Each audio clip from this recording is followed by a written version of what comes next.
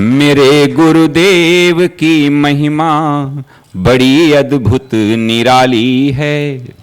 मेरे गुरुदेव की महिमा बड़ी अद्भुत निराली है भर जाती वो सब झोली जो जन्मों से ही खाली है भर जाती वो सब झोली जो जन्मों से ही खाली हैं।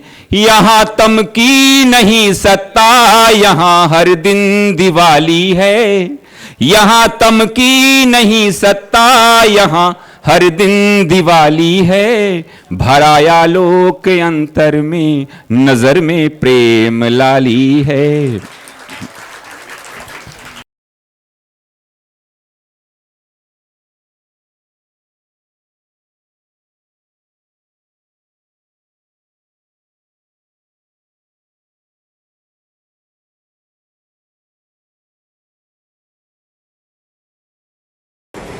ओम सहनावतु सहनो भुनक्तु सह वीर्यं करवावहै तेजस्विनावधीतमस्तु मा विद्विषावहै।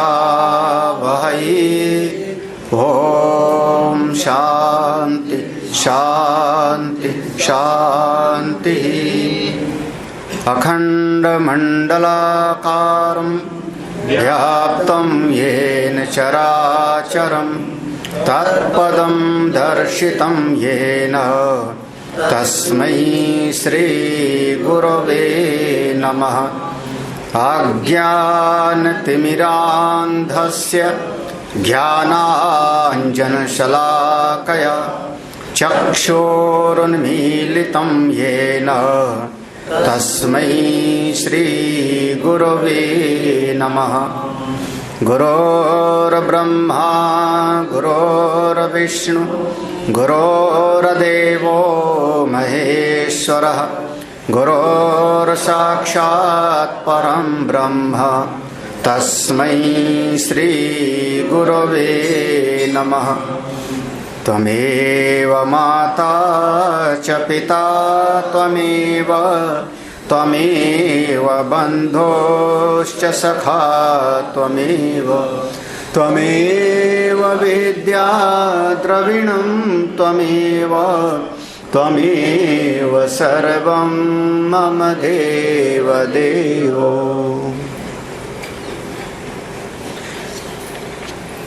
यथैधांसि समिद्धोऽग्निः भस्मसात् कुरुतेऽर्जुन ज्ञानाग्निः सर्वकर्माणि भस्मसात् कुरुते तथा यस्य नाहं कृतो भावो बुद्धिर्यस्य न लिप्यते हत्वापि सैमान् लोकान् न हन्ति न निबध्यते। माता पित्रोर्वधस्तेयम्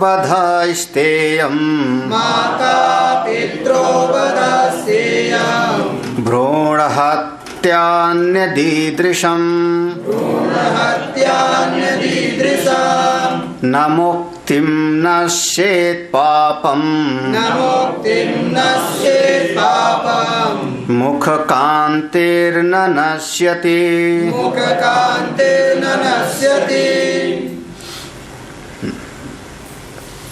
तत्व ज्ञान की महिमा का वर्णन है।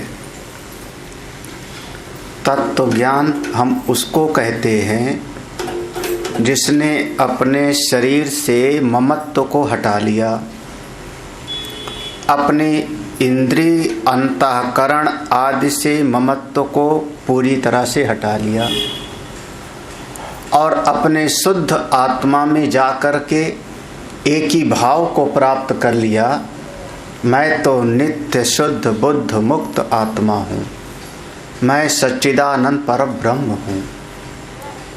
बस अपने आप को जो शरीर में बिठा के रखा था वहाँ से उठा के अपने आत्मा में रख लिया, इतना सा है। और जब वो अपने आप को वहाँ पर बिठा लिया तो मैं देह ही नहीं हूँ। तो इस शरीर को अगर जरा सा कोई दर्द भी होता है तो दवाई करा लेंगे, जैसे किसी और व्यक्ति को कष्ट हो रहा है तो उसको दवाई करा देते हैं, लेकिन उससे दुखी नहीं होंगे। असल में तो हम दर्द के भी साक्षी हैं ना। मन में कोई दुखाकार वृत्ति आ भी गई तो उस दुखाकार वृत्ति के भी हम साक्षी हैं। उससे हम तादाद में नहीं बना लेते, हाय मैं मर गया, ऐसी वृत्ति नहीं होती। तो ज्ञान को हमेशा समझना। ज्ञान माने क्या? कुछ पढ़ना नहीं, कुछ लिखना नहीं। ज्ञान माने शरीर मन बुद्धि से पूरी तरह से अपने तादात्म्य को काट लेना। जैसे आप कहो कि हमने एक जमीन को बेचा। जमीन को बेचने का मतलब क्या हुआ? जब बयाना ले लिया तब, बातचीत किया तब, बातचीत कर लिया तब बिक गई जमीन हमारी कि नहीं? बयाना ले लिया तब बिक गई कि नहीं? कहाँ बिकी अभी? और मान लो जो है वो जिसने बयाना दिया वही बदल जाओ भाई। तो बातचीत हमने कर लिया तो बात तो ये हो गई कि हाँ ठीक है, लेकिन अभी पक्का नहीं है। बयाना दे दिया तो भी बातचीत हो गई, पक्का कब होगा? जब जाके कोर्ट में मैं साइन करके, याद है ना, जब कोर्ट में हमने साइन कर दिया, दस्तखत कर दिया, और चाहे कितने पढ़े लिखे हो अंगूठा लगा दिया। हाँ, आज तक अंगूठा लगाया और अब 5 उंगलियों को लगाते हैं, 10 का। हाँ, इस समय 10 उंगली का। अब जब 10 उंगली का हमने छाप दे दिया तो मतलब अब आप इस जमीन से अपना नाता तब ना। उसी तरीके से ज्ञान मतलब क्या? जब आप इस शरीर मन बुद्धि से अपना नाता तोड़ दिए।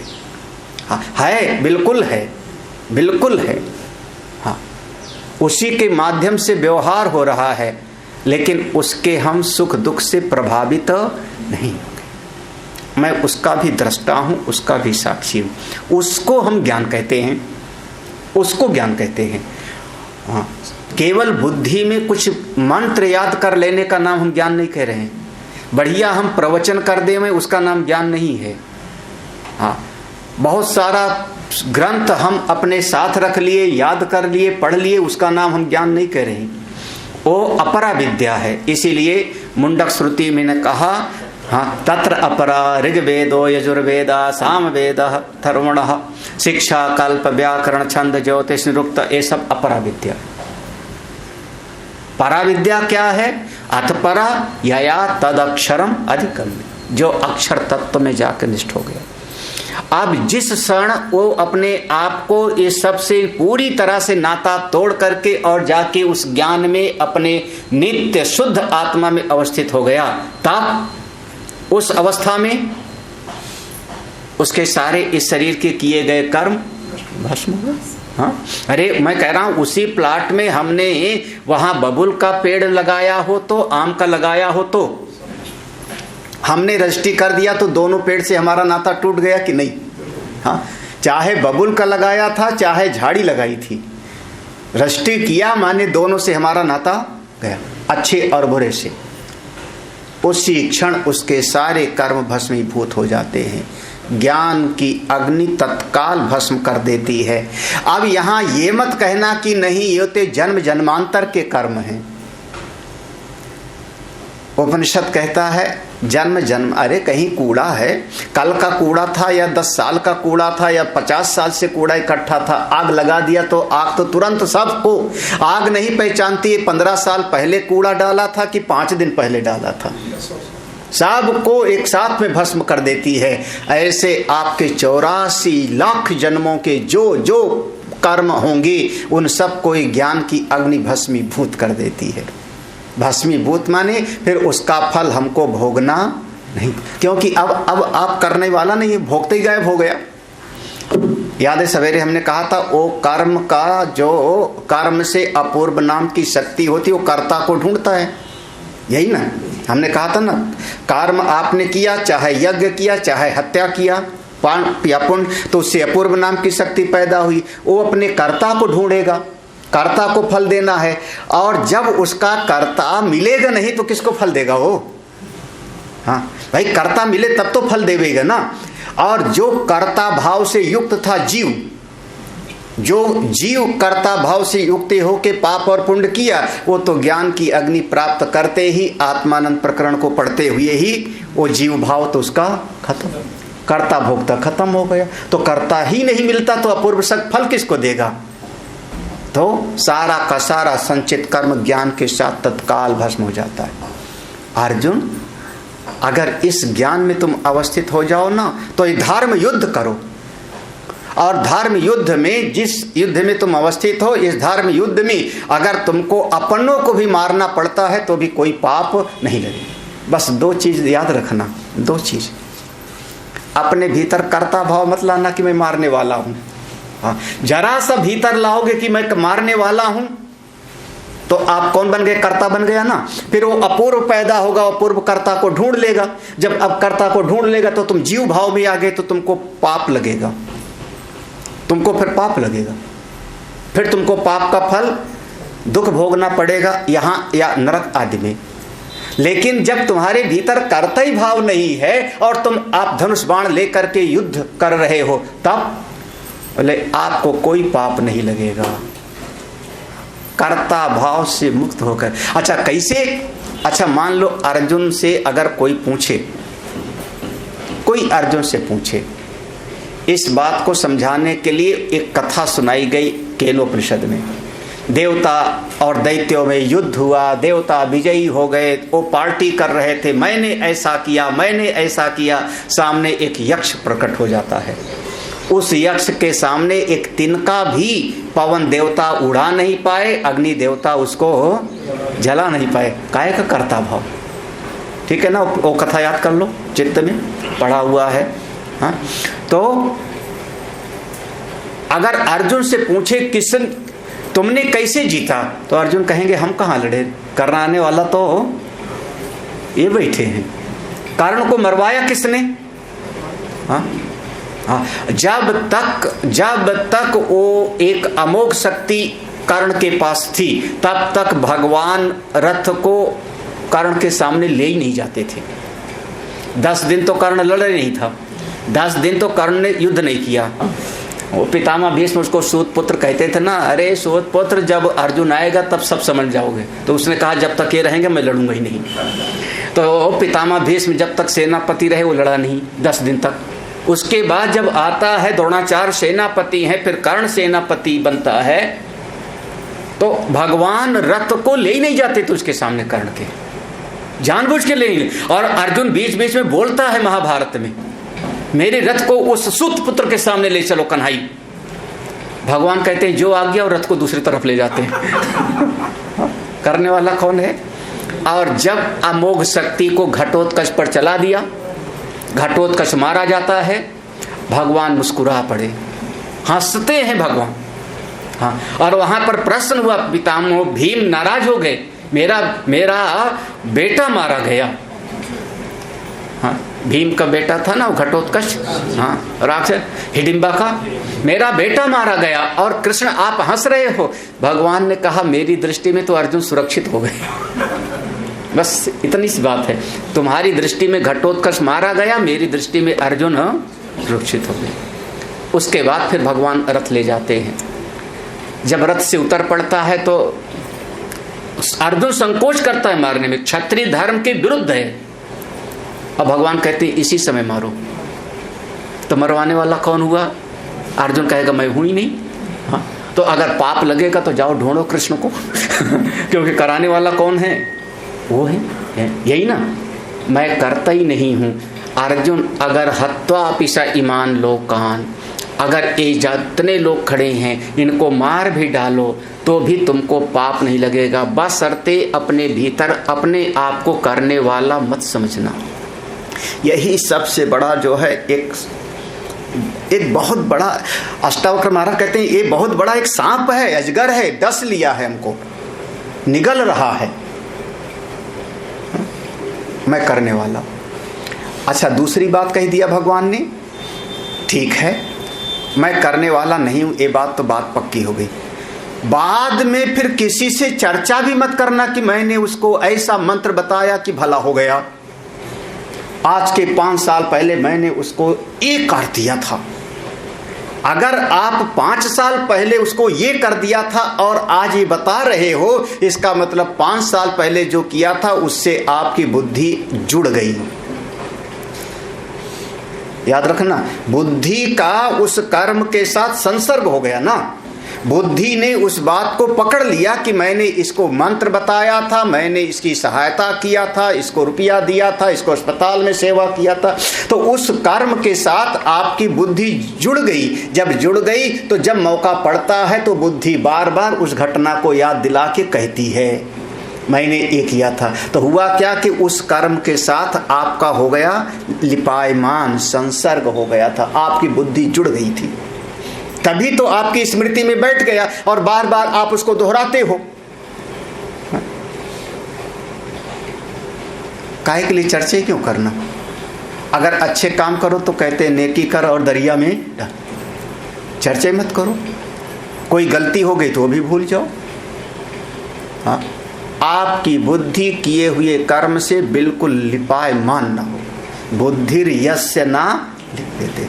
भाई देखो, सीधा सा कह रहा हूं, सीधी सी बात। एक पूज्य स्वामी रामानंद जी का बहुत प्रिय दृष्टांत था, बहुत प्रिय दृष्टांत। वो कहते थे आप डकार लो तो जो खाए होगे उसी की डकार आएगी ना। प्याज लहसुन खाया होगा तो उसकी गंध आएगी डकार में, चावल खाया होगा तो उसकी गंध आएगी, तो जो भीतर ले गए हो उसी की डकार आवेगी। यही तो ना। तो अगर आपने उस कर्म से अपनी बुद्धि को लिपायमान नहीं किए, उसको ले ही नहीं गए, तो डकार उसकी आएगी कैसे? हाँ? आप बताओ, भगवान राम ने कितनों को बताया कि मैंने रावण को मार दिया? रामायण ढूंढो, भगवान राम कितनों को उन्होंने बताया कि रावण को हमने मार दिया? बता सकते हो कहीं पर रामायण में? जरा सा कोई परिचय कराने का मौका आया, परिचय कराने का, कौन? गुरुदेव वशिष्ठ खड़े हैं तो भगवान राम परिचय कराते हैं, ये बंदर भालू हमारे मित्र हैं, इनकी सहायता से रावण मारा गया। गुरुदेव से परिचय। फिर गुरुदेव का परिचय क्या कराते हैं? बंदर भालुओं की तरफ, ये हमारे कुल गुरु हैं, पूज्य हैं, सब इनको प्रणाम करो, इनके आशीर्वाद से रावण मारा गया। अब लो, तो आप क्या किए हो? आप क्या किए हो? इनके आशीर्वाद से रावण मारा गया, इनकी सहायता से मारा गया, तो आप क्या किए हो? हाँ, भगवान कृष्ण क्या किए हैं बताओ ढूंढ करके। हाँ, भक्त कोई स्तुति करेगा, प्रभु आपने गोवर्धन धारण कर लिया, बकासुर को मार डाला, अघासुर को मार डाला, ये भक्त कहेगा। भगवान के मुख से सुनो कभी, मैंने तुम्हारी रक्षा किया, गोवर्धन उठाया, पहाड़ उठा के तुमको बचाया, तुम ये हमको दे रहे हो फल दे, ऐसा कभी बोला भगवान ने? बुद्धिर यस्य न लिप्यते। हाँ, यस्य नाहम कृतो, एक कर्ता भाव से मुक्ति, बुद्धिर यस्य ना लिपित, बिल्कुल भोक्ता भाव से मुक्ति। बुद्धि में कोई चीज बैठी नहीं और ये शरीर किया करता रहता, कुछ भी फर्क नहीं पड़ता। आप देहात्म भाव से बहुत ऊपर उठ गए हो, शरीर भाव से बहुत ऊपर उठ गए हो। हाँ, अगर ये चित्त में भाव आ जाए, ये ज्ञानियों की स्थिति है। इसके लिए जन्म जन्म लगते हैं, घबराना मत, अभी जल्दी नहीं आवेगा। अभी तो आपकी चप्पल चोरी हो जाए तो हाय हाय मचाओगे। हाँ हाँ, चप्पल, अरे पाँव में कांटा चुभ जाओगे तो आप दुखी हो जाओगे। कौन मूर्ख यहाँ कांटा बिछा गया था? हाँ, तुरंत समय लगता है। करत करत अभ्यास ते जड़मति होत सुजान, ये सालों साल की साधना है। संत लोग पूरा जीवन इसमें लगाते हैं, कई कई जन्मों की साधना लगाते हैं, तो इतनी जल्दी नहीं आएगा। ये हम लोग भी समझते हैं, आप लोग भी समझो। हाँ, आजकल हम अपना स्टेटस लगा रहे हैं, पुरानी फोटो हमको मिल गई, वो 34 साल पुरानी फोटो, सन 1987 की फोटो। व्हाट्सएप पर अगर कोई देखेगा तो। अब किसी संत ने हमको भेज दिया, याद आ गया। अब उसमें लोग ढूंढ करके कह रहे हैं कौन है आप इसमें, हम खुद ही पहचान नहीं पा रहे हैं अपने आप।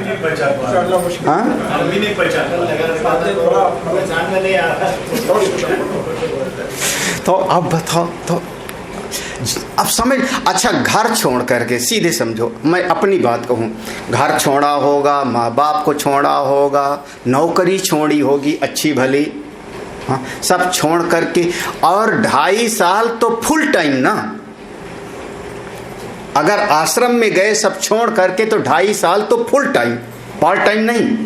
हाँ, सवेरे से शाम तक उसी चिंतन मनन में। उसके बाद फिर गुरुदेव ने भेज दिया जाओ यहाँ पर अब समाज में प्रचार प्रसार करो, और फिर हम 89 से जो है प्रचार प्रसार में लगे होंगे। सवेरे सत्संग हो रहा है, शाम को सत्संग हो रहा है, स्वाध्याय कर रहे हैं। तो अब 30 साल की साधना फुल टाइम वाला, और आप चाहो कि बस 1 साल 1-1 हफ्ते 1-1 घंटे सुन लिया तो वो बात आ जाए, तो कैसे आएगा? समय लगता है, मैं पहले कह रहा हूँ समय लगता है, घबराने की बात नहीं है। ये ज्ञान की स्थिति, वो कहते हैं ना, माली सींचे बाग को ऋतु आए फल होए। माली सींचता रहता है, जब ऋतु आती है तब फल होता है। तो आप लोग साधना में, इस चिंतन मनन में अगर लगे रहेंगे तो कभी न कभी ये स्थिति आएगी। ये गीता जी के 18वें अध्याय में कहा है भगवान ने, 3रे अध्याय में नहीं कहा है। हाँ, 3रे अध्याय में नहीं बोलेंगे, 3रे अध्याय में तो भगवान कहेंगे अर्जुन तुमको ऐसा करना चाहिए। 18वें अध्याय में अंतिम उपदेश है ना। तो अगर ऐसी कोई स्थिति है, महापुरुष की स्थिति, जो अपने आत्मा में है, होश ही नहीं शरीर का होश ही नहीं है। अच्छा, सुखदेव जी महाराज वो जिस समय पर परीक्षित के पास आते हैं, वर्णन आया कि उनके शरीर पर कोई वस्त्र नहीं है, दिगंबर, दिशाएं ही जिनके वस्त्र हैं, शरीर पर कोई वस्त्र नहीं है, बाल बढ़े हैं, नाखून बढ़े हैं, चेहरे पर तेज है। अब अगर सुखदेव जी संध्या बंदन करना भूल जावे तो शरीर का होश नहीं, सूर्योदय और सूर्यास्त का ही होश नहीं, क्यों? अपनी आत्मा राम में स्थिति है। हाँ, तो भूल गए, ध्यान ही नहीं है, तो उनको कोई दोष लगने वाला नहीं। ठीक है ना, समझना आप। हाँ, अब चूंकि उनके चलते समय अपने भाव में चले जा रहे हैं, उनके पांव से 10 जीव मर गए। उज्जैनी लोग लेके चलेंगे मोरछल साफ करते हुए। हाँ, लेकिन अब जिसको अपने शरीर के होश नहीं, अब उसके क्या पाप होगा? क्यों? क्योंकि मैं तो आत्मा हूं, मैं तो साक्षात सच्चिदानंद ब्रह्म स्वरूप हूं। आत्मा रामश्च मुनया निर्ग्रंथा अप्युरुक्रम। हाँ, सुखदेव जी महाराज हैं, उनको अपना देह का शुद्ध नहीं है। मैं कह रहा हूं देह भाव से वो ऊपर उठ गए, है ना, कर्ता भोक्ता भाव से परे हैं।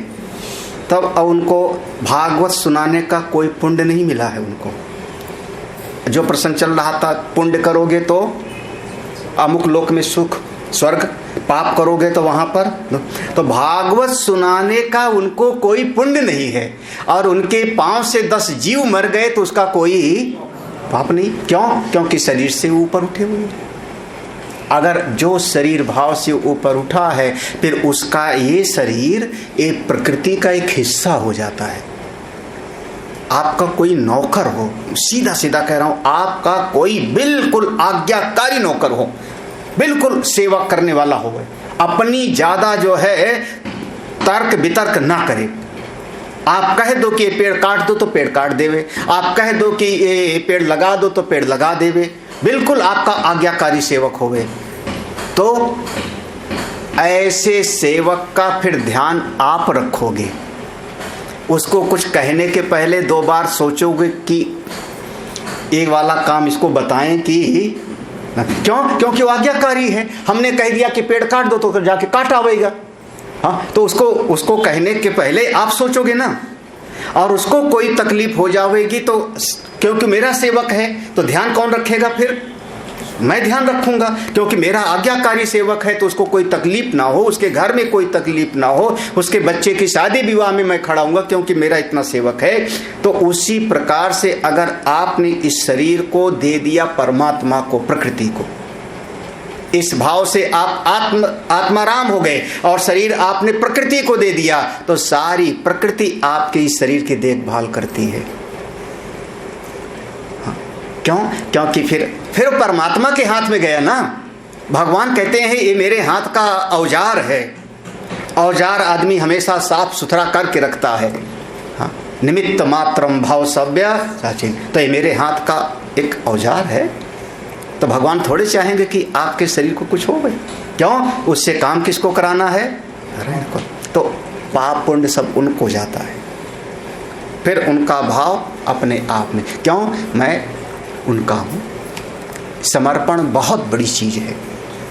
भक्ति के मार्ग में समर्पण, तत्व ज्ञान के मार्ग में तादात्म्यपन आपका मिट जाना, बस इतना ही है। इस शरीर मन बुद्धि से तादात्म्य या तो हट जावे ज्ञान के मार्ग में, भक्ति के मार्ग में इसका भगवान के चरणों में बस। उसका परिणाम क्या होगा? क्या परिणाम? श्रुति भगवती कहती हैं, वेद कहते हैं। क्या कहते हैं वेद? अगर किसी ने वैसे करेगा नहीं, देखो संस्कार की बात है। ये श्लोक ऐसा है कि हमको थोड़ा सा, हाँ, अब कोई एक हमारे हिंदू परिवार का बच्चा है, चूंकि बचपन से उसको संस्कार शाकाहारी का मिला है, सब्जी खाएगा, चावल खाएगा, दाल खाएगा, नॉनवेज नहीं खाएगा। हाँ, संस्कार वैसा है, माँ ने दिया, पिता ने दिया, परिवार ने। और किसी समय अपने दोस्तों के साथ जावे और उसकी प्लेट में शाकाहारी चीज, चावल का बना हुआ कोई मेढक के रूप में बना करके रख देवे। आजकल ऐसा चलते हैं सब।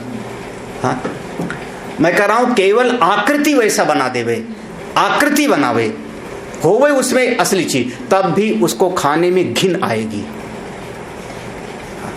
समझ रहे हो कि नहीं आप लोग मेरी बात? हाँ, समझना आप मेरी बात। क्यों? क्योंकि संस्कार कैसा है उसका? इतने सालों का संस्कार है, तो संस्कार के विपरीत नहीं जाएगा वो ना। एक बच्चा होगा तो बचपन से ही वो कुर्बानी करता है, वहीं से ट्रेनिंग उसकी होती है गला काटने की। हाँ, बचपन से ही। हाँ, और वो बच्चा सज धज के जाएगा और वो पढ़ करके उसका गला काटेगा, खून बहता देखेगा, सबसे छोटा वाला प्रिय बच्चा परिवार का, और वहीं से ट्रेनिंग हो रही गला काटने की। तो उसको गला काटने में कोई, क्योंकि उसका संस्कार ऐसा है ना। आपका संस्कार इतना सा खून निकल आवे तो हाय हाय मचाओगे। हाँ, हाँ, जरा सा खून निकल आवे, हाँ, ना जाने कैसे। अब हमारे समाज की देवियां ऐसी हैं, इतना सा काक्रोच दिखाई पड़ जाए, काक्रोच होता है ना, हाय छिपकली, राम राम, इतना बड़ा छत्राणी का शरीर एक छिपकली से डर जावे, कैसा लगता होगा। हाँ? तो हमारा संस्कार वैसे है। हाँ? तो जैसे संस्कार होगा उसी के अनुरूप आप व्यवहार करोगे ना, उसी के अनुरूप आपका व्यवहार होगा। हाँ, अगर कोई ऐसी चीज आपको सामने दिखाई पड़ जाए, देख करके उबकाई आ जाएगी। मैं कह रहा हूँ ये हमारा संस्कार है। हाँ, नहीं, ठीक है ना। तो अब एक बच्चा ऐसी कल्पना करो, बचपन में चला गया गुरुकुल में चला गया, और गुरुकुल में जा करके उसने गुरु जी की आज्ञा से गौ सेवा किया, यज्ञ किया, वेद पाठ किया, साल दर साल 12 साल तक उसने साधना संपन्न सब किया। संस्कार कितना अच्छा बन गया। अब उस बच्चे से जब गुरुकुल से बाहर आवेगा तो उस बच्चे से कहो कि तुम एक चींटी मारो तो मारेगा वो नहीं। क्यों? क्योंकि उसके संस्कार में ही वो हो नहीं। तो संस्कार के विपरीत वो नहीं करेगा। लेकिन अगर अचानक कहीं धर्म की रक्षा के लिए करना भी पड़ जाए तो उसको कोई पाप नहीं, वैसे करेगा नहीं, मैं कह रहा हूं करेगा नहीं, लेकिन करना भी पड़ जाए तो चूंकि वो आत्मनिष्ठ है तो उसको कोई दोष नहीं। किसको? उस तत्ववेत्ता को जो शरीर के भाव से ऊपर उठ गया है। दृष्टांत में परशुराम जी का दृष्टांत ले लो, तुरंत देखो कि वैसे करेगा नहीं। मैं पहले कह रहा हूं क्योंकि संस्कार में हमने क्या पढ़ाया सालों साल, मातृदेवो भव पितृदेवो भव, हमने तो ये पढ़ाया है ना। वो आप विचार करके देख लो, माता पिता की आज्ञा का पालन करना चाहिए, भरत जी ने क्यों नहीं माना? उसी रामायण की चौपाई है, माँ तो पिता गुरु कई बानी बिनहि विचारी करिए सुबह जानी, और भरत जी ने तो नहीं माना। ये जो धर्म का निर्णय होता है बहुत सूक्ष्म होता है, जल्दी आदमी इसको समझ नहीं पाता। तो अगर मैं पहले कह रहा हूं वो संस्कार उसमें है नहीं, लेकिन फिर भी करना पड़ा, तो जैसे परशुराम जी ने किया, लेकिन वो भगवान के अवतार हैं, 10 मुख्य अवतार में हैं, उनको कोई पाप नहीं। और परशुराम ने 21 बार क्षत्रियों को मार के सारी जमीन ब्राह्मणों को, कश्यप आदि को दान कर दिया, तो कोई पुण्य भी उनको, दोनों बातें हैं, पाप और पुण्य दोनों से वो मुक्त हैं। क्यों? कर्ता भोक्ता भाव ही नहीं। देखो, इतनी जमीन का दान करना और एक प्रतिज्ञा कर लेना कि अपनी दान की हुई जमीन पर रात नहीं निवास करूंगा, अपनी दान की हुई जमीन में रात नहीं निवास करूंगा, तब उनके पांव में आकाश गमन की शक्ति आ गई थी। वध भी करते हैं, दान भी करते हैं, दान करने का ना पुण्य है और वध करने का कोई पाप नहीं, दोनों से मुक्त है।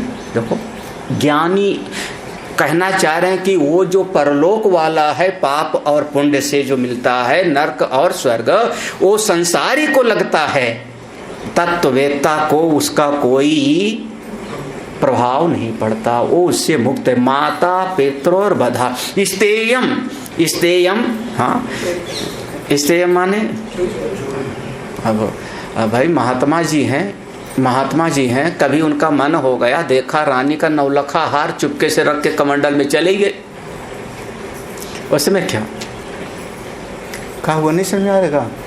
एक महात्मा जी थे, हाँ, किसी राजा के यहाँ पर जाके निवास किए, उनके राजा के जो है गुरु जी थे। ये हमारे यहाँ एक ज्ञान वैराग्य प्रकाश ग्रंथ है, उसमें बहुत सारे दृष्टांत हैं। तो राजा के गुरु जी थे, उनके यहाँ जाके निवास किए।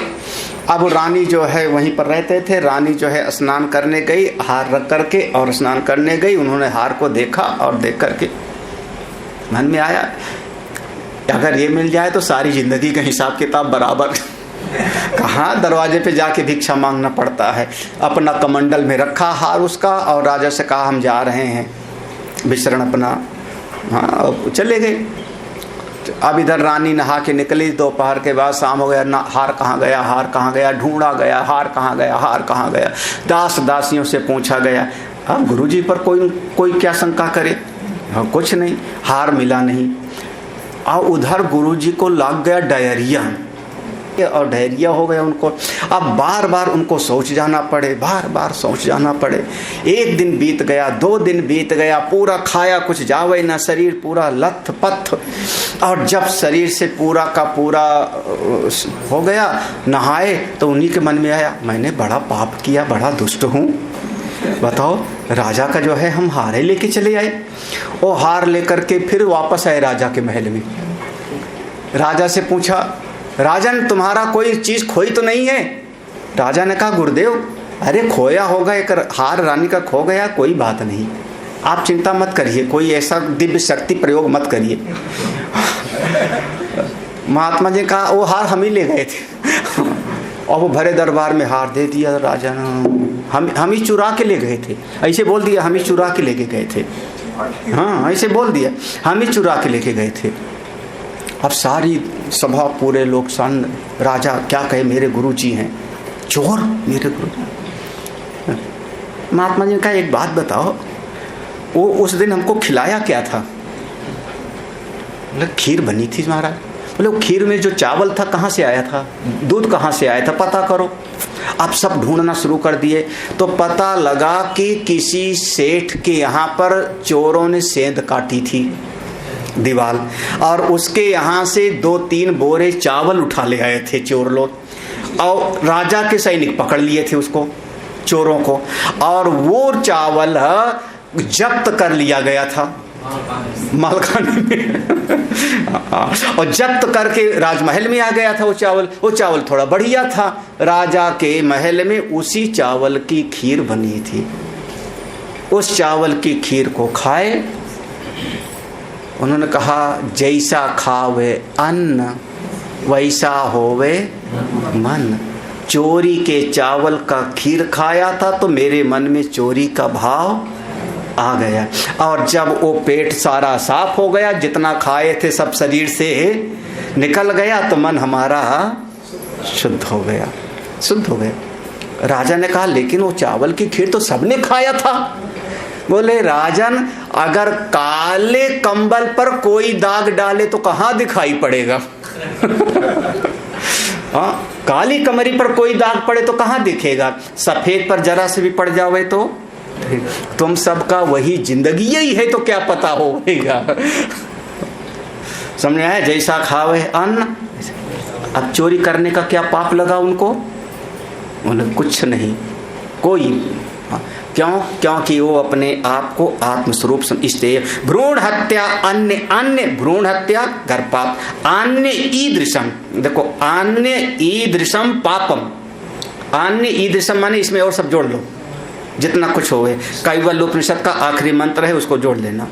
तो ईदृशम, इस प्रकार से, अन्य ईदृशम, इस प्रकार से जितने भी पाप हो सकते हैं, ब्रह्म हत्या, गो हत्या, सुरापाना, जितने भी पाप हो सकते हैं, ये सब का सब मुक्तिम ना नश्येत, आपकी मुक्ति का कोई बिगाड़ नहीं कर सकते।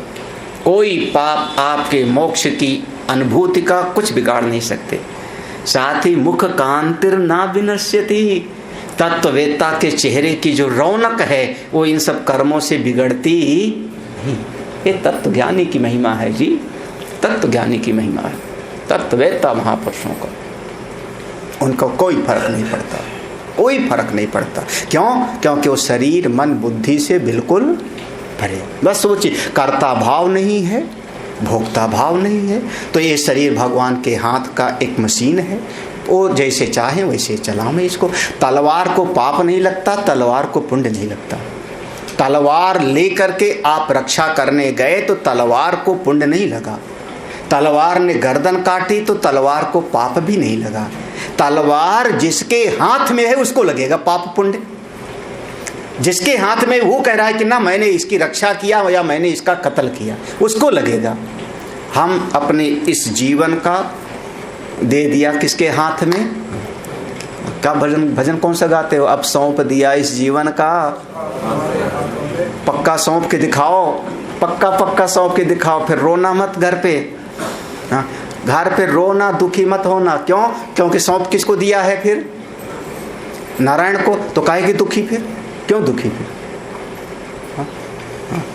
अब हार तुम्हारे हाथों में और जीत भी तुम्हारे, तो क्यों आप क्यों दुखी होते हो फिर? ना मैं देह हूँ, ना भोग्य हूँ, ना भोक्ता हूँ। उस भाव में कोई फर्क नहीं पड़ता, हो गया पूरा। हाँ, तो तत्ववेत्ता के जीवन में ना तो संचित कर्म, ना ही आगामी कर्म, परलोक उसको जाना ही नहीं है, क्योंकि जीव भाव ही यहाँ बाधित हो गया। जब जीव भाव ही बाधित हो गया तो परलोक जाना ही नहीं, तो पाप पुण्य की बात, स्वर्ग नरक की बात, सुख दुख की बात सब भाषित हो गया। यही रहते रहते हो क्या गया? वो जीवन मुक्त, जीवन मुक्त हो गया। ठीक है, अब आगे देखो, अब आगे बढ़ा। अब शुरुआत में याद करो, दूसरे ही श्लोक में था, इस अध्याय के दूसरे ही श्लोक में था ना, कि नहीं तीसरे में था, 4 प्रकार का ज्ञानी के जीवन में दुखा भाव, कामाप्ति, कृतकृत्य, प्राप्त। तो दुखा भाव का प्रसंग पूरा हो गया यहाँ पे। दूसरा क्या था? कामाप्ति, है ना? कामाप्ति, तो चलो कामाप्ति। दुखा भाववदेवास्य, दुखा भाववदेवास्य, सर्वकामाप्तिरीरिता, सर्वकामाप्तिरीरिता, सर्वान् कामान् समाप्त्वा, सर्वान् कामान् समाप्त्वा, ध्यामृतो भवति इत्यतः, ध्यामृतो भवति इत्यतः, दुखा भाववत् एव। जैसे अभी पढ़ा कि तत्व ज्ञानी के जीवन में दुख का अभाव है, यहाँ भी और वहाँ, क्योंकि वहाँ उसको जाना ही नहीं तत्व ज्ञानी को।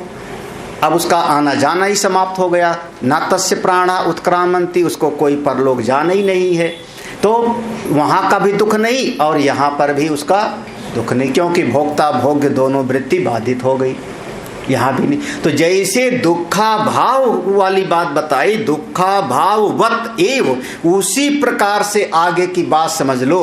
अस्य, इस ज्ञानी के जीवन में सर्व कामाप्ति, दूसरा शब्द है सर्व काम, उसकी सारी कामनाएं पूरी हो चुकी। हाँ, दुख है नहीं और कामनाएं सारी पूरी हो गई। क्या बात है। हाँ, भोजन नहीं मिला तो दुखी नहीं है महापुरुष, भोजन नहीं मिला है बिल्कुल दुखी नहीं है, सवेरे से शाम धो रही, कोई दुख नहीं है, मस्ती में है। आज प्रभु की बड़ी कृपा, वो व्रत कराना चाहते हैं और तब तक गांव से कोई खीर लिए चला आ रहा है, पराठा लिए चला आ रहा है। और ये मेरे अनुभव हैं। हाँ, और हम अपना अनुभव बताएं कि वो कहते हैं 7-5 का मेहमान कभी या तो भूखा मरेगा और या खा खा के मरेगा जरूर बेचारा हो, क्योंकि 5 लोगों का मेहमान है ना। किसी घर में चले जाओ आप, ननिहाल चले जाओ, 5 मामा हैं, तो 5 लोगों का मेहमान है। तो ये वाला सोचेगा वो खिला देगा, वो वाला सोचेगा वो खिला देगा, वो वाला सोचेगा वो भूखे मर गए। और कभी 5 खिलाएंगे जोश चढ़ जाएगा तो ये हमारी हालत होती है। कई बार सवेरे 7 बजे किसी को जोश चढ़ा, आज फरे बना के लाऊंगी, सुनाई पड़ रहा है कहाँ शाम को बताएंगे नहीं, सवेरे सवेरे। अब इधर से भी आ गया, अभिषेक भी, किरण भी लेके चली आई, तीसरा कोई जोश चढ़ गया, वो भी, वो कौन डॉक्टर कहाँ गई हमारी वो, हाँ है ना, हाँ वो भी लेके चली आई, कभी और 4-5 लेके चले। अब मैं सोचता हूँ क्या खाऊं और क्या छोड़ूं। अब जिसका बनाया नहीं खाओगे तो उसी का दिल टूट जाएगा। बड़ी मेहनत से 5 बजे से तैयारी होके करके बनाई हूँ, क्या हुआ, है ना, सही है। अब हमको आइडिया लगाना पड़ता है, ये वाला है तो ये राजेश्वरी बनाई होंगी, हाँ ये वाला है तो ये किरण बना के लाई होंगी, ये वाला है तो डॉक्टर मिथिलेश बना के लाई होंगी, ये वाला है तो एक और इसका खा लो, एक फरा इसमें खा लो, एक पराठा इसमें चख लो। अब क्या करो। तो तत्ववेत्ता महापुरुषों का सर्व कामाप्ति, सर्व कामाप्ति माने हाँ दुख नहीं है। पहले कह रहा हूं नहीं मिला तो भी दुख नहीं है, लेकिन सारी कामनाएं अपने आप ही पूर्ति हो जाती, सारी कामनाएं। तो जो चाहोगे। ये उपनिषद का सिद्धांत है, उपनिषद का सिद्धांत है बिल्कुल। उपनिषद पर आपका दृढ़ विश्वास होना चाहिए प्रमाण बुद्धि से। उपनिषद में ऐसा है, श्रुति भगवती ने ऐसा कहा है कि जो ऐसी साधना करेगा वो उसके पुत्र, पशु, परिवार सब ऐसा होता जाएगा। बिल्कुल हम विश्वास करते हैं। हाँ, एक नहीं अनेक जगह पर। अभी वृद्धारण्यक में पढ़ा था, हरिद्वार में तमाम प्रसंग लगातार आता था। जो ऐसा जानेगा, जो ऐसा जानेगा, उपासना करेगा, उसको ये मिलता जाएगा, ये मिलता जाएगा, बढ़ता जाता है, बढ़ता जाता है। तो सर्व कामाप्ति। इस साधना के मार्ग में शास्त्र के शरण में रहोगे, आपका कोई कमी नहीं होगी, कोई कमी नहीं होती। एक कम से कम मैं इसको मानता हूँ, पूरी तरह से मेरा विश्वास है, कोई माने और चाहे न माने। मैं शास्त्र की शरण में हूँ, पढ़ता हूँ, पढ़ाता हूँ, और प्रकृति हमको पूरा करती रहती है, चाहे वरुण का माध्यम बना दे में, चाहे हमारी आगे आने वाली पीढ़ी शरद। देखो सबके बच्चे तो नहीं सुनते, लेकिन शरद हमारा जो है इतनी सेवा करता है, तो हम कितनी। तो जब आप परमात्मा के लिए करोगे तो परमात्मा आपके लिए करते रहेंगे। बिल्कुल सर्व कामाप्ति, बिना मांगे बिना चाहे पूरा हो जाता है। अब क्या समझ रहे हो, बिना चाहे हरि इच्छा अपने आप होता जाता है, अपने आप। कौन सा मंत्र है? यौपाम पुष्पम वेद पुष्पवान प्रजावान पस्मान भवति चंद्रमा वा अपाम पुष्पम पुष्पवान प्रजावान पस्मान भवति य एवं वेद योपामायतनं वेद पुष्पवान प्रजावान पस्मान भवति। तो बिल्कुल पुष्पवान प्रजावान तस्मात्, शास्त्र में आया। उसकी पशुधन होता था, पशु सब अपने आप पूरा होता जाता है, अपने आप। ओ याज्ञवल्क्य की सभा है जनक महाराज का, गाय खड़ी कर दी गई ढेर सारी, सींग पर सोना मढ़ दिया गया। जनक महाराज ने, बहुत सारे विद्वान ब्राह्मण एकत्रित हैं। जनक महाराज के मन में इच्छा है, इनमें सबसे ज्यादा ज्ञानी कौन है देखा जाए। हाँ, सबसे ज्यादा ज्ञानी कौन है, कैसे जाने, कैसे पहचाने। हाँ, सबसे ज्यादा विद्वान कौन है। तो ये विद्वान कौन है ये पहचानने के लिए उन्होंने गायों को खड़े किया और खड़ा करके उन्होंने भरी सभा में घोषणा किया, सम्राट जनक ने, एक गायें हैं, आप सारे विद्वान ब्राह्मणों में से जो सबसे ज्यादा विद्वान हो, ज्ञानी हो, वो गायों को ले जाए। महाराज जितने विद्वान ब्राह्मण थे सबके मन में गायों की कामना थी। गाय मिल जाए तो वो चमक रहा है ना, खिसिंग, हाँ दिख रहा है, सोना भी चमक रहा है, तो गाय तो चाहिए। लेकिन कैसे कहूँ कि मैं विद्वान हूँ, कैसे कहूँ कि विद्वान हूँ, ये इसको उसको तो कोई नहीं। महाराज यहाँ की जनक का जो कुलगुरु है वो भी नहीं तैयार होता, कोई तैयार नहीं होता। तब अंत में याज्ञवल्क्य महाराज खड़े हुए, अपने चेले को पुकारे, जैसे कोई काम करना हो तुम तुरी को लगा देते हैं। याज्ञवल्क्य महाराज ने कहा अपने शिष्य को, हे सौम्य, जितने लोग महापुरुष बैठे हैं सबको प्रणाम करते हैं, गाय की जरूरत है, चल ले चल, गाय ले चल। महाराज जैसे उन्होंने कहा गाय ले चलो सबको, तो जितने पंडित लोग थे तब अकड़े, ये अपने आप को बड़ा विद्वान समझते हो, आप ब्रह्मज्ञानी समझते हो अपने आप को। याज्ञवल्क्य ने कहा ब्रह्मज्ञानी को तो मैं प्रणाम करता हूँ, ब्रह्मज्ञानी को प्रणाम करता हूँ। गाय हम ले जा रहे हैं, जिसको शास्त्रार्थ करना हो कल। और फिर शुरू हो जाता है उनका शास्त्रार्थ। बृहदारण्यक उपनिषद में विस्तार में है, चतुर्थ अध्याय में, चतुर्थ अध्याय शायद है, हाँ इसी में है, इसी शास्त्रार्थ में फिर 10-11 शास्त्रार्थ आते हैं। तो पहले उनका कुलगुरु खड़ा होता है, फिर दूसरे आते हैं, तीसरे आते हैं, भुज्यु आता है, फिर और इस प्रकार से। तो उनकी कोई कामना ही नहीं है, अपने आप पे तत्व वेदता है, अपने आप सब पूरा होता जाता है चारों तरफ से। हाँ, शास्त्र क्या कहते हैं, जैसे चारों तरफ समुद्र कभी बुलाता नहीं कि नदी आओ मेरे पास, हे नदी गंगा तुम आओ, जमुना तुम आओ, नर्मदा तुम, समुद्र ने बुलाया किसी को, लेकिन सारी नदियां जल भर भर के समुद्र की तरफ सब लेते। ऐसे तत्ववेदता की तरफ सारे के सारी प्रकृति उनकी सेवा में लग जाती है। तो सर्व कामाप्ति, सर्व कामाप्ति पूरा शब्द ध्यान रखना, सर्व कामाप्ति। सर्व कामाप्ति माने ईरिता, सर्व कामाप्ति धन ईरिता, ईरिता माने निरूपण किया गया, प्रतिपादन किया गया है किसका, तत्ववेदता के भीतर दुखा भाववत, जैसे दुखा भाव का निरूपण किया गया उसी प्रकार से सर्व कामाप्ति का कैसे निरूपण किया गया। सर्वान कामान सौ आपता, ऐसा महापुरुष समस्त कामनाओं की प्राप्ति कर लेता है। ही अमृतो अभवत, क्यों, वह अमृत को प्राप्त कर लेता है। इत्यतः ऐसा अनेक जगह पर। अब ये ऐतरेय उपनिषद का श्रुति दिया है, भाष्य में देख लेना जिनके पास भाष्य वाला होगा। स एवं विद्वान अस्मा शरीर भेदात ऊर्ध्वम उत्क्राम्य अमुस्मिन् स्वर्गे लोके सर्वान कामान आप्त्वा अमृता समभवत। हाँ मिला ना भाष्य में, हाँ बिल्कुल ऐतरेय उपनिषद का ये श्रुति प्रमाण है।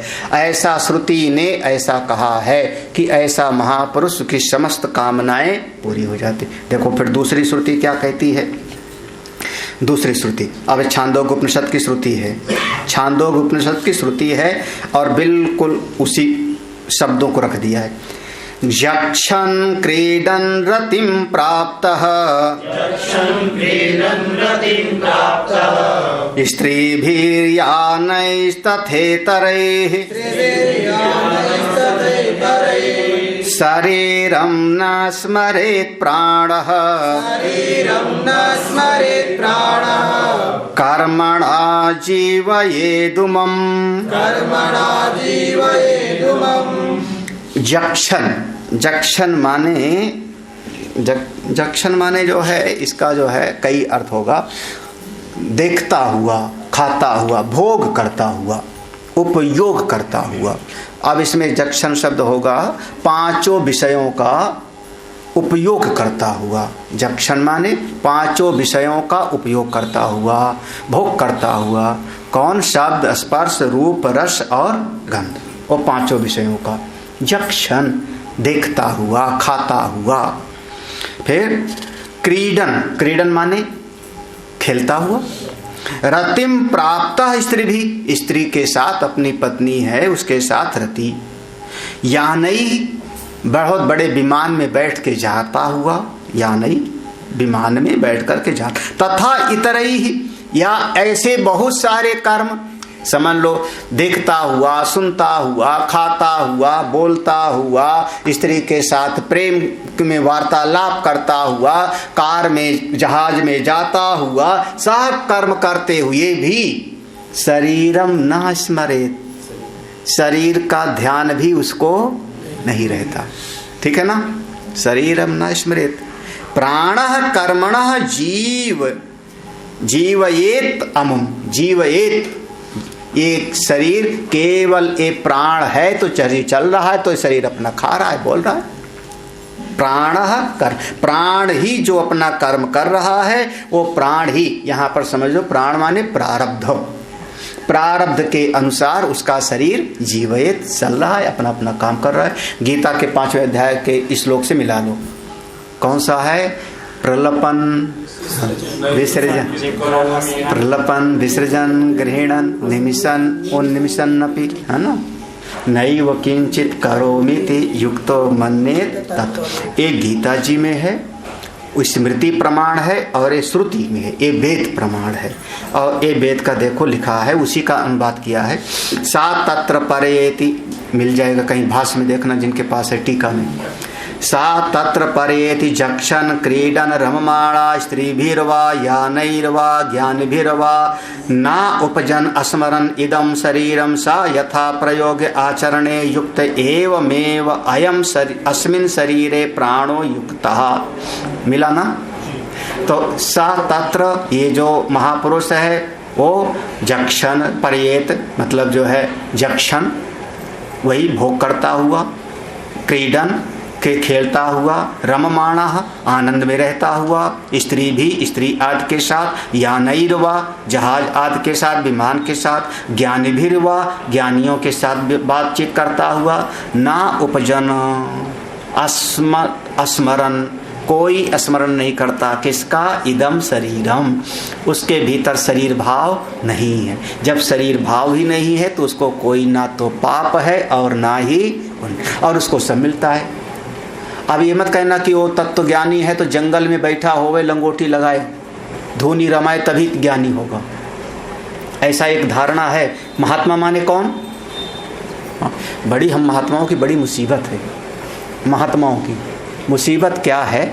अगर महात्मा बिल्कुल एकांत में बैठ के ध्यान अभ्यास करे, समाज के लोग कहेंगे अरे कुछ देश के लिए करो, कुछ समाज के लिए करो, समाज से खाते हो, मतलब अब अकेले बैठ के ध्यान करें।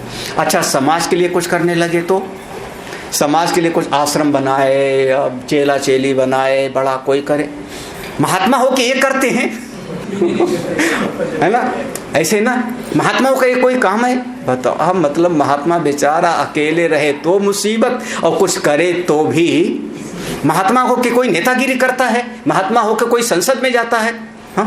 महात्माओं का काम कोई चुनाव लड़ना है। अब ये भी तो पहले कहा था देश के लिए कुछ करो हाँ, महात्माओं की बड़ी मुसीबत है। हाँ, तो अब महात्मा जो भी करता है, तत्व ज्ञानी जो भी करता है, उसी में वो आनंद में रहता है, उसको कोई पाप पुण्य का लिपायमान नहीं, और सब मिलता है उसको, ना चाहते हुए भी सब मिलता रहता है जी। हाँ, जक्षण क्रीडन रतिम प्राप्तः। कई बार तो ऐसी ऐसी चीज मिल जाती है कि उसको हमको उपयोग करने में संकोच होता है, क्योंकि उस चीज का अगर हम उपयोग करें, और सब अभी हमारी हरिद्वार में मेरी चर्चा कम, मेरी गाड़ी की चर्चा ज्यादा है। बताओ, अब वो मंडलेश्वर को देखो, इतनी बड़ी गाड़ी रखने की क्या ज़रूरत है? हाँ, इतनी बड़ी गाड़ी में 10 लोगों का काम हो जाएगा। हमने कहा तू अपनी गाड़ी बेच दे, 20 लाख की है, उसमें 5-6 जो है मारुति 800 आ जाएगी। तुम अपनी गाड़ी बेच दो, तुम्हारे पास तो फॉर्च्यूनर है 25 लाख 40 लाख की, उसमें 5-6 गाड़ियाँ आ जाएंगी, दे दो। अपनी नहीं, इनको इतनी। हाँ बिल्कुल भाई, अब तुम्हारे पास तो हाँ, तो जो तुम अपनी गाड़ी है तुम 800 रख लो ना, 800 रख लो। लेकिन नहीं, इनको इतनी बड़ी गाड़ी की क्या जरूरत है? इतने बड़े आश्रम की क्या जरूरत है? आप बताओ, हम महात्माओं के पास बिना मांगे सब कुछ आता रहता है। सर्व कामाप्ति, सब कुछ उनको प्राप्त होता है। ये चीज़ अलग है कि वो अपनी महिमा में रहते हैं, उससे उनके चित्त में ना हर्ष है और ना विषाद, दोनों चीज़ हैं। मिलने की खुशी नहीं और खो जाने का गम नहीं आया है। क्या बात है, दोनों से मिलते हैं। खो जाने का गम भी नहीं है, हाँ, और मिलने की उस चित्तवृत्ति में चले। उसी प्रकार से एक श्लोक और पढ़ते हैं जी। सर्वान् कामान् सहाप्नोति, सर्वान् कामान् सहाप्नोति, ना अन्यवत् जन्म कर्मभिः, न अन्यवत् जन्म कर्मभिः, वर्तन्ते क्षोत्रिये भोगाः, वर्तन्ते क्षोत्रिये भोगाः, युक्पत्क्रम वर्जिताः। युक्तक्रम वर्जिताः। देखो एक चीज ऐसा है ना, अपने समझो, हम लोग आज कोई अच्छा काम करेंगे तो उसका फल हमको थोड़े समय के तो बाद मिलता है ना। आज पेड़ लगाया तो 2-4 साल के बाद में उसमें फल आएगा। आज गाय खरीद के लाए तो शायद कुछ दिन के बाद में दूध मिलेगा। आज आपने यज्ञ किया तो उस यज्ञ का फल आज ही मिल जाए जरूरी नहीं है, कुछ समय के उपरांत मिलेगा। राजा बलि ने 99 यज्ञ पूरा कर लिया था। 100वें यज्ञ के समय में बामन बन के आए थे ना, तो उस यज्ञ के परिणाम स्वरूप उनको इंद्र का पद चाहिए। इंद्र का पद, 100 यज्ञ करने वाले को इंद्र का पद। तो राजा बलि को अब इस कल्प में नहीं बल्कि अगले कल्प में इंद्र का पद मिले। इस कल्प में तुम सुतल लोक में चले जाओ, ऐसा वामन भगवान ने कहा।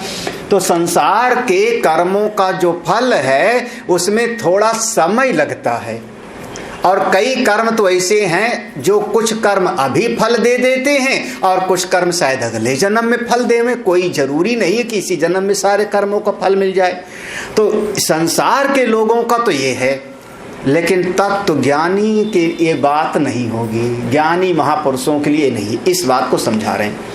सर्वान कामान सह आपनोति, सर्वान कामान माने समस्त कामनाओं को, सह माने ज्ञान के साथ ही, तत्व ज्ञान के समकाल ही प्राप्त कर लेता है तुरंत। ये नगद, महाराज श्री कहते थे नगद सौदा है, ये नगद सौदा है। बस अभी ज्ञान प्राप्त करो, अभी प्राप्त हो जाओ। ना शब्द देखना, संधि विच्छेद करना, ना अन्यवत, ना अन्यवत दूसरे के जैसे, जन्म कर्म भी जैसे दूसरा कोई संसारी है तो उसको कर्म का फल कभी अगले जन्म में मिलेगा, कभी किसी और कर्म करने पर मिलेगा, यही ना। अरे भाई, आपने एक कर्म किया, कोई कर्म किया, आपको उस कर्म से जो है भोजन मिल गया। भोजन मिलने से सुखी नहीं हो जाएगा, अब दूसरा कर्म करना पड़ेगा कि भोजन को चबाना पड़ेगा। देखो, एक कर्म के बाद में दूसरे कर्म की अपेक्षा रहे।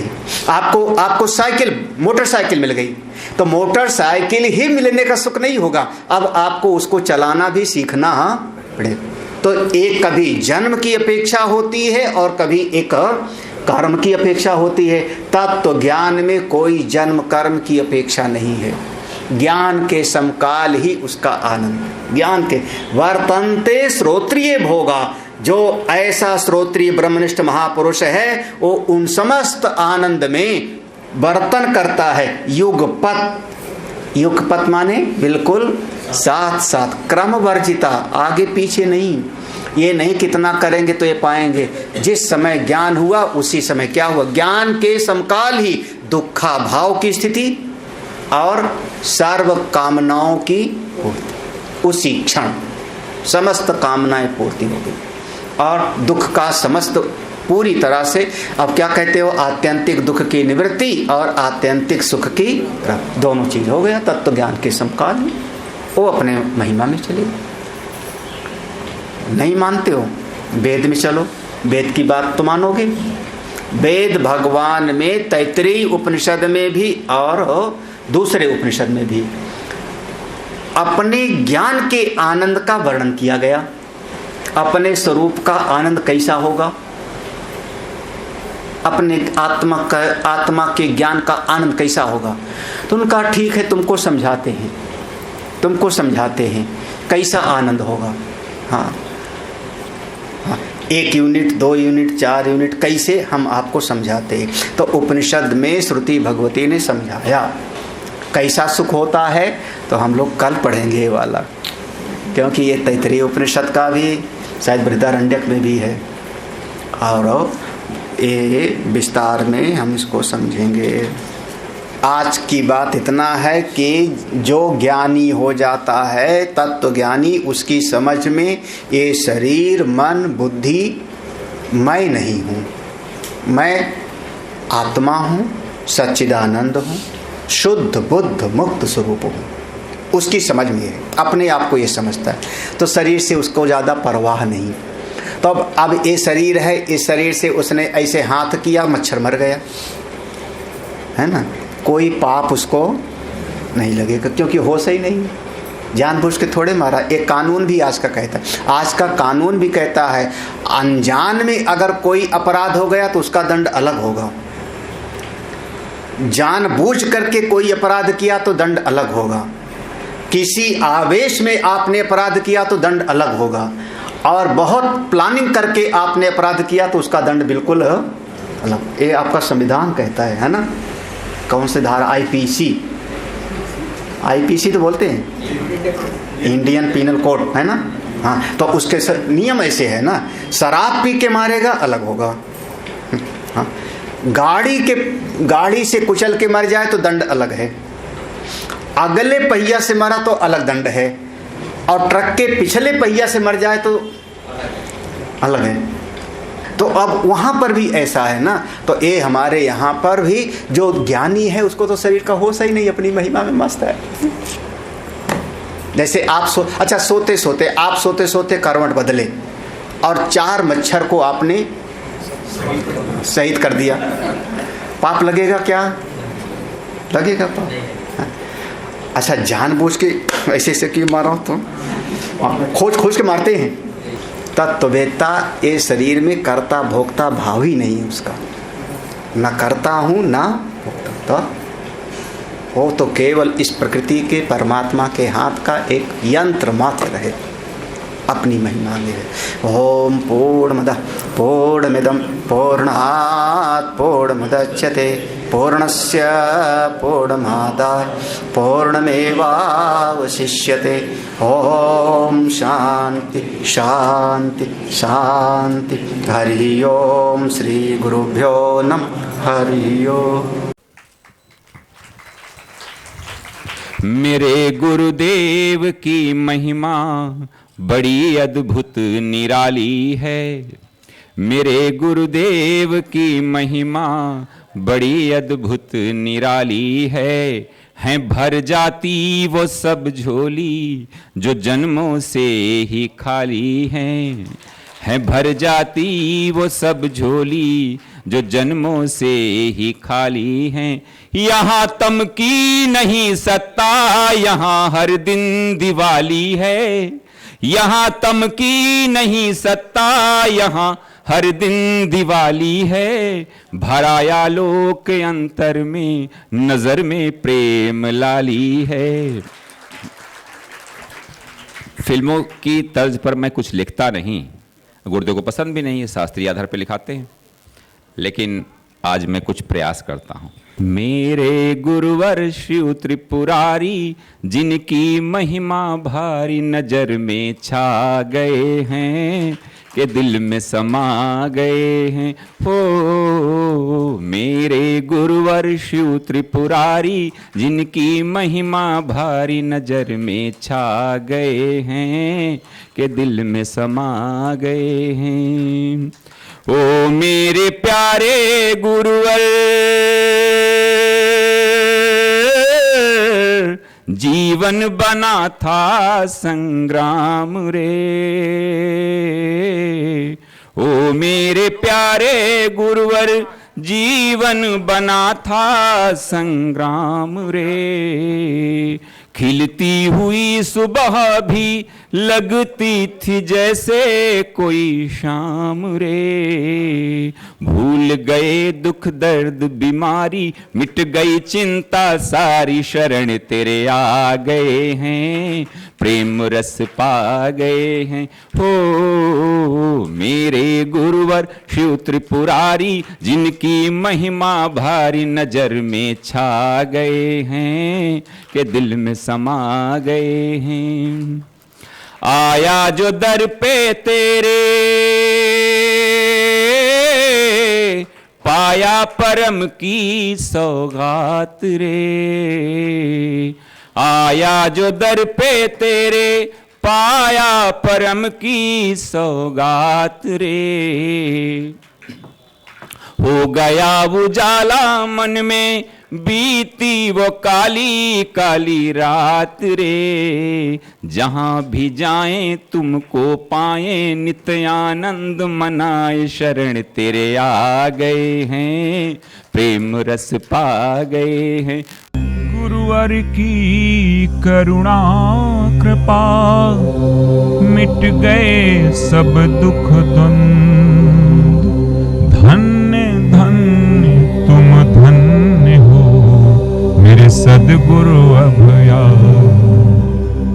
परम पूज्य आनंद कंद सद्गुरुदेव भगवान के द्वारा संस्थापित आर्ष विद्या गुरुकुलम का अभी एक लघु परिचय आपको प्राप्त हुआ।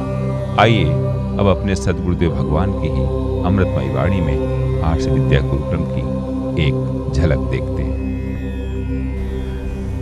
पूज्य गुरुदेव की कृपा से और परमपिता भगवान की कृपा से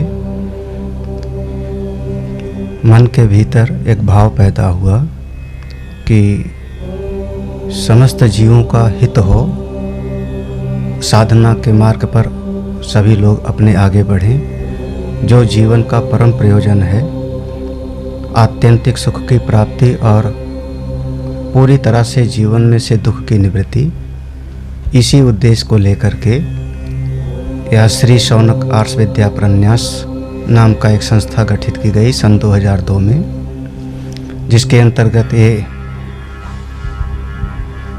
आश्रम का निर्माण 2002 से शुरू हुआ। साधना के इसमें 3 स्वरूप होते हैं। कर्म के मार्ग में साधना हो, इसके लिए यज्ञशाला का निर्माण किया गया।